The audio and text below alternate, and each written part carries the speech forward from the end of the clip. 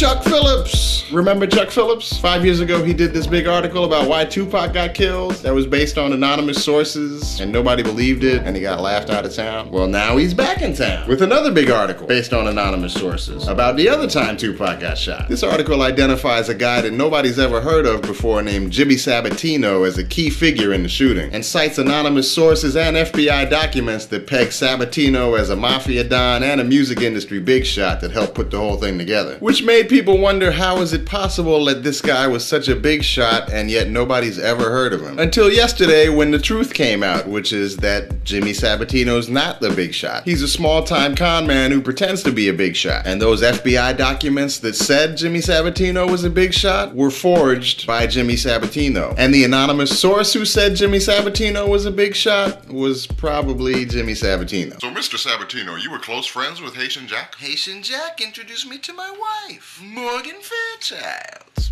I didn't go to journalism school, but it seems to me if you're talking to someone who's in prison because they got caught forging documents and ripping people off by pretending they're in the music industry, and when you talk to them, they tell you about what they did in the music industry, and then they back that up by giving you some documents, I would think that situation might raise a red flag. But I'm just a blogger. I'm not a professional like you guys. And I'm not even gonna point out how your print media failings got cleaned up by smokinggun.com and foreshadowed by hiphopdx.com. I'm not gonna take any pleasure in that, because at the heart of this story there's a human being who died, and your years of negligence and irresponsible handling of this story has made it that much harder for justice to be served and for that tragedy to be resolved. And I'm losing my voice. So instead of going on any further, I'll just offer Chuck Phillips a deal. You admit that that other story you wrote was also a bunch of crap, then you agree to never write about hip hop again, then we'll call it even.